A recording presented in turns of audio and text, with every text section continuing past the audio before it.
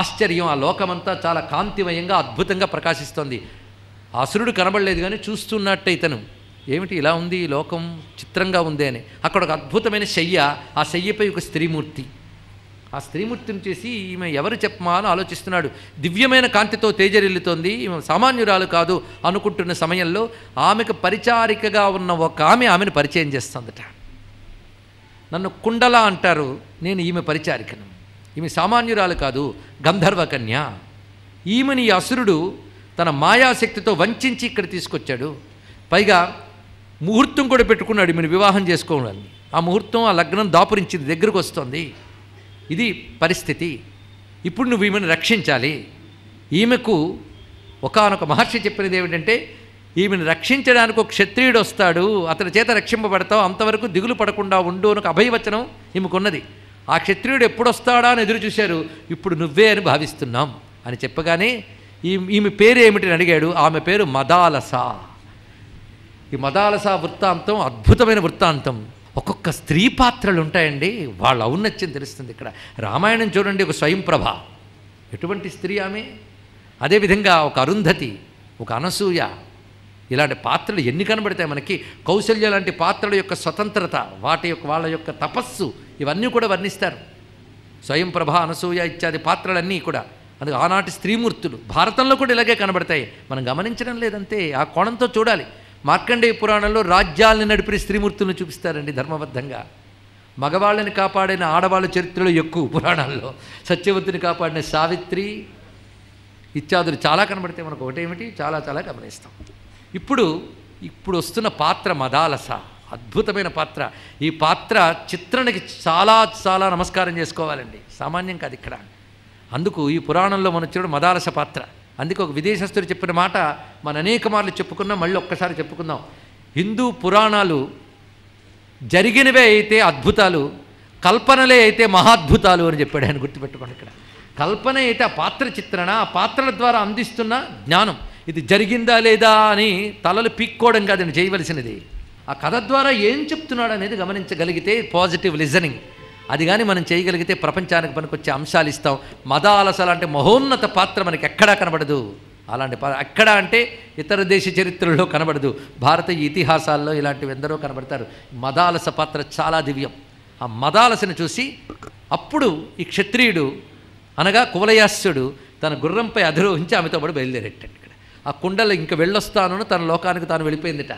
ఈ వార్త తెలియగానే ఆ లోపలికి వెళ్ళిపోయిన రాక్షసుడు, వాడి పేరు పాతాళకేతువు. ఆ పాతాళకేతువు అనే రాక్షసుడు తన సైన్య సమేతంగా వచ్చి మొత్తంగా అవరోధించి ఇతడితో యుద్ధానికి తలపడ్డాడు. కానీ అశ్వమహిమ చేత, ఋషి యొక్క అనుగ్రహం చేత, తాను సొంతంగా సంపాదించుకున్న క్షాత్ర బలం చేత, అస్త్రశస్త్ర బలం చేత ఆ వచ్చిన అసుర సైన్యాన్ని, అసురుల్ని కూడాను సంహరించి చక్కగా తిరిగి చేరుకుని తన తండ్రికి అప్పగించట. ఎందుకంటే ఆ తండ్రి ద్వారా వివాహం చేసుకోవాలి. అది ఇక్కడ అంత మర్యాద చూడండి. ఇక్కడ ఇదిగో నేను ఈమెను రక్షించి తీసుకొచ్చాను అనగానే అచ్చం రామచంద్రమూర్తి అన్నట్లే దశరథుడు అనుమతించాలన్నాడు కదా, అదేవిధంగా అప్పుడు తండ్రి అయినటువంటి శత్రుజిత్తు ఆశీర్వదించి ఉభయులకి వివాహం చేశాడు. మదాలస గంధర్వకన్యతో ప్రశాంతంగా గడుపుతూ ఉన్నాడు. నిజమే, ఆమె ఎలా మరణించింది ఆ కథ చెప్తున్నాడు ఇక్కడ.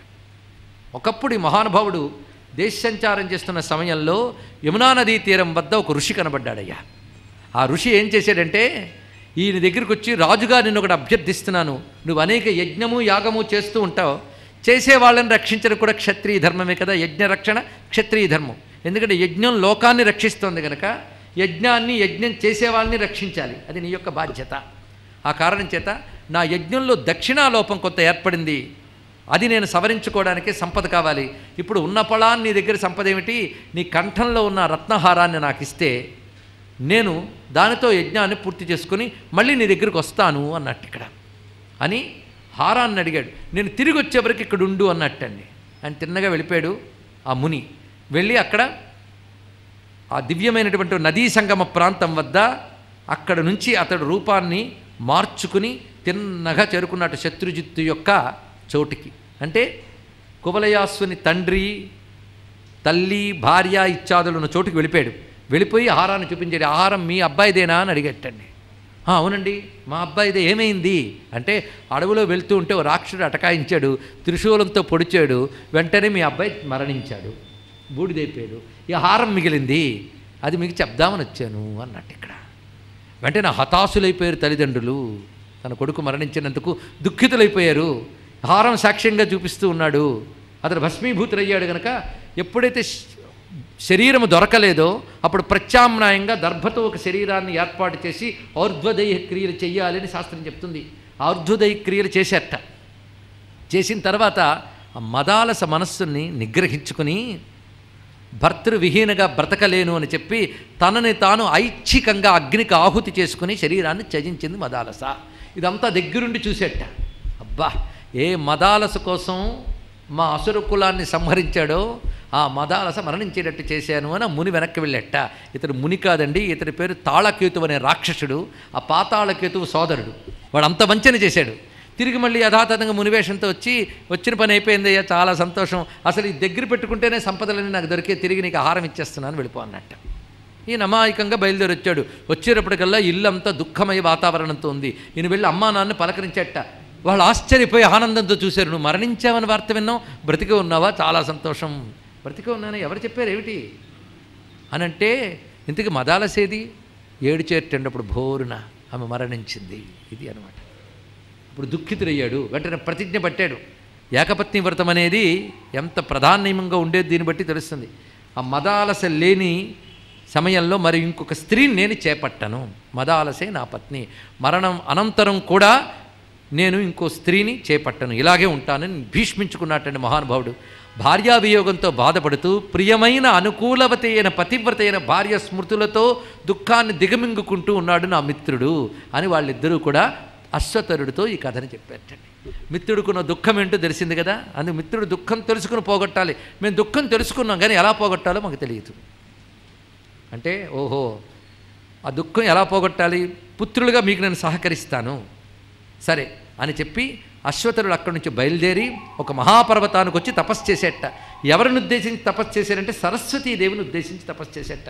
ఈ కథలో ఒకదానికొకటి ఎంత అనుబంధాలు చూడండి. ఇక్కడ అశ్వతరుడు శారదాదేవిని ఉద్దేశించి తపస్సు చేస్తే అమ్మ శారదాదేవి ప్రత్యక్షమైంది. అక్కడ శారదా స్తుతి చేస్తాడండి. కొన్ని శ్లోకాలు మహామహిమాన్వితమైన స్తోత్రం, అది సామాన్యం కాదు. ఈ స్తోత్రం అంతా విన్నాక శారదాదేవి అంటుందట, ఈ స్తోత్రంతో ఎవరు నన్ను స్తుతిస్తారో వారికి ప్రసన్నురాలనే సర్వాభీష్టములు నెరవేర్చుతా అని శారదాదేవి అందరి స్వయంగా. ఇక్కడ నా తత్వాన్ని గర్భితంగా చేసి నువ్వు పలికించిన స్తోత్రం నాకు చాలా నచ్చింది, నీకేం కావాలందుటండి. ఇక్కడ అప్పుడు ఆయన అంటున్నాడు, నా సోదరుడు మరణించాడు, కంబలుడు అనేటువంటి వాడు, ఆయన్ని తిరిగి బ్రతికించు తల్లి అన్నదట. నాకు సంగీత విద్యని ప్రసాదించు, ఈ రెండు అడిగాడు.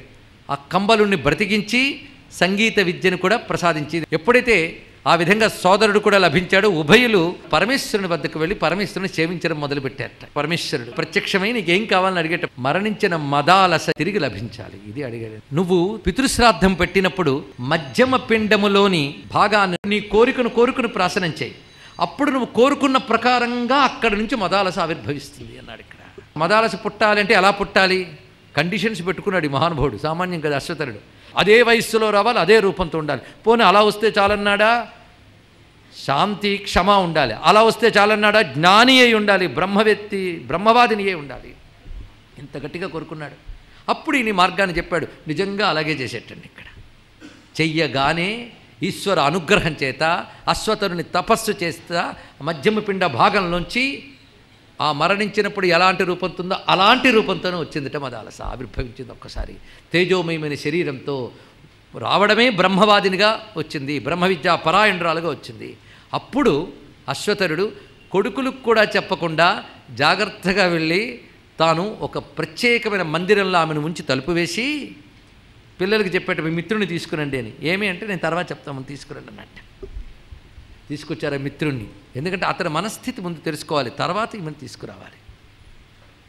అడిగాడు, నువ్వు చాలా గొప్పవాడివని నా పుత్రులు ఎప్పుడూ చెప్తూ ఉంటారు, నిన్నెప్పుడు చూడలేదు అంటే ఆయన అన్నాడు, నీ పుత్రులతో స్నేహం వల్ల దివ్య నాగరూపుడువైన నిన్ను చూడగలిగాను, దేవతా దర్శనం జరిగింది, నాగ దేవత కదా, నీ దర్శనమైంది కదా, నేను భాగ్యవంతుణ్ణి, మిత్రుల వల్ల లాభం ఉందంటారు, ఇదే నాకు లభించింది, నీ దర్శనమైంది. అశ్వతరుడు కంబలుడు వీళ్ళు సామాన్యులు కారండి, వీళ్ళే పరమేశ్వరునికి చెవికి అలంకారాలుగా ఉన్న సర్పాలు కంబళ అశ్వతరులు వీళ్ళు. అందుకే ఆయన చెవిలో నాదం వినిపిస్తూ ఉన్నారేమో. వాళ్ళ ద్వారా వచ్చిన జ్ఞానమే శ్వేతాశ్వతర ఉపనిషత్తు. ఇది సమన్వయం. పురాణాల్లో అనేక చోట్ల శివుని చెవులకున్న కర్ణాభరణములుగా ఉన్న సర్పములు కంబళ అశ్వతరాన్ని వర్ణించారు. పద్మపురాణంలో కూడా వర్ణించారు. అదే అశ్వతరుడు సామాన్యుడు కాడు. దీన్ని బట్టి పరమేశ్వరుడు ధరించిన సర్పములు కూడా సామాన్యములు కావు, అవి దేవతారూపములని తెలుస్తున్నాయి. మనం చూసి పాములు కావవి. అలాంటి దివ్యమైన అశ్వతరుడు దర్శనంతో ఆనందపరుసురైపోయాడు కువలయాస్సుడు.